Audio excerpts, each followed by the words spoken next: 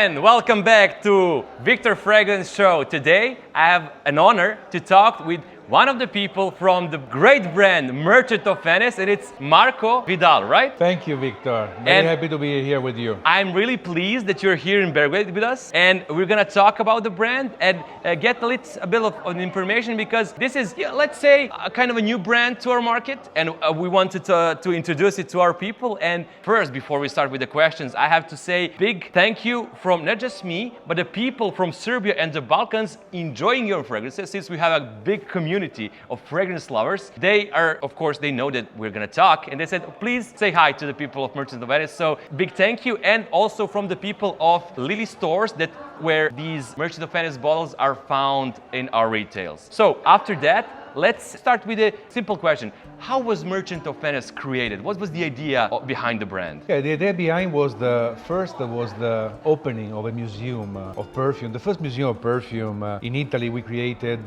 in 2013. It's a joint venture between my company and the city of Venice. So it's a public museum in a beautiful palace. And through the museum, we let the people discover what was the role of Venice in the development of perfumery in the history worldwide.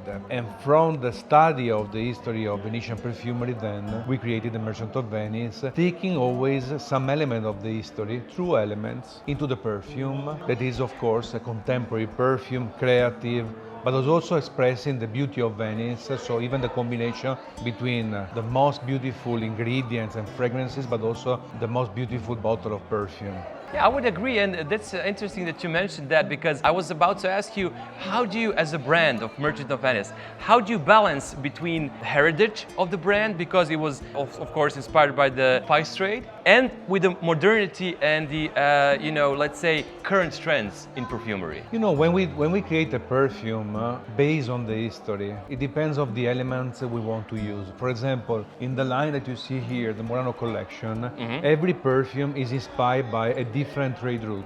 So we studied which raw materials were imported 500 years ago from each trade route. We gave to the master perfumer, and we said you should use at least one original raw materials from the history, possibly from the same origin, from the same community of origin. And starting from the ingredient then is creating a modern perfume. So there is a touch of history, but there's also a lot of modernity. Wow. Okay, I didn't expect that, and I'm pleased to hear that, because in the current state of trends, everybody is chasing something that is, of course, popular, and we as fragrance enthusiasts, we crave something with authenticity. And on that note, of course, perfume is a luxury. It is not needed for existence or for everyday life, but we love it, so you could consider that as a luxury. How do you combine, or where do you find the balance between the authenticity and the luxury aspect of creating perfume? For us, it's very easy, because authenticity comes from especially two main topics. One is the choice of the ingredients, so the best quality of raw material, especially the natural ones. And this is a strong research that we are doing every year. We select the ingredients, the quality. We work even with the innovation of many partners. The second one is about the bottle, so the design of the bottle, the way we are decorating to be unique, to stand out in front of the rest of the, let's say, perfumery. So these are the main elements that gives a uniqueness to the Merchant of Venice. And I would say so, because I'm just wondering now, what are these bottles inspired by? Because they're so unique, and so when you go to the perfumery store, you see a lot of bottles, and these stand out. No question. So what are the bottles inspired by? Especially the Murano glass, of course. So the inspiration Murano glass was is still one of the main important glass producing place in the world, where, of course, one of the main elements is always the color and the way how they were decorating the glass. And with these bottles, we are celebrating this beautiful craftsmanship, typically from Venice. So is it inspired by some object previously known, or? No, this is a new design. Okay. The design has been made by Arturo Ricci, which is one of the most important designers of perfume. It's been inspired by the design of the modern vessels from Venini, from glassmakers. So he designed the shape of the bottle, and then we created the decorations inspired by typically the colors of Murano, but also new way of designing the class. So he's like a Pininfarina of fragrance. Exactly. Arturo is really the Pininfarina of perfumery. He did some great bottles in the history.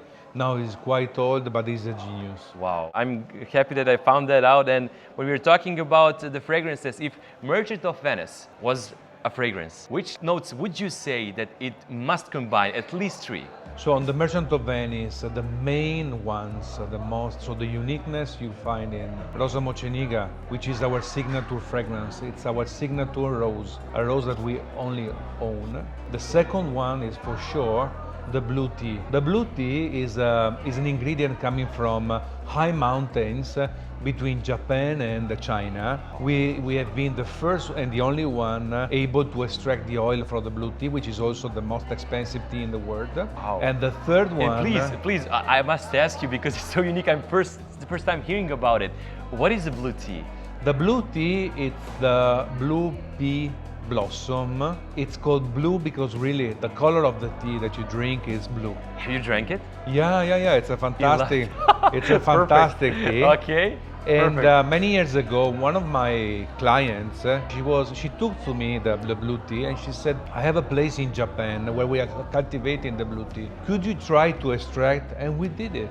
It took like 18 months to find the way of extracting the oil, and even the part of the plant that was the right one where to extract the oil, that was where the leaves of the tea, of the blue tea. And then we created this blue tea, which is a fragrance that is combined a little bit of floral notes with the typical dryness of the tea. Of course, yes. Okay. Yeah. And the third note, I would say the blue lotus, which is an ingredient that we use for a fantastic perfume that we won many awards around the world, which is the Queen of the Night. In the Queen of the Night by the Merchant of Venice, we're using the blue tea, which has been created with a new technology that Givaudan, the house of fragrances Givaudan is using. Of course, we know Yeah, Givaudan. and this blue tea is the head part of the fragrance. Yeah. I'm inspired. So, would you say that the color blue is something that Merchant of Venice resembles the best or the most? Because you said blue tea and blue lotus. Yeah, I would say the blue for sure together with the golden blue. And in fact, soon, during Exans, we will present a beautiful golden blue fragrance. So will you be there? Yeah, we will be there. We will have a beautiful event the 3rd of June in Milan in our boutique. We will present Renaissance, which is a new chapter of the Murano exclusive line. And it's a fragrance created by one of the most important master perfumer in the world, Calice Becker. And she created for us Renaissance. And you will... So she made the whole collection? She made Renaissance, so one fragrance. Okay. And you will see it's a unique fragrance. I know Calice. I would say she's one of my top 3 perfumers currently in the world. So great job with working with her.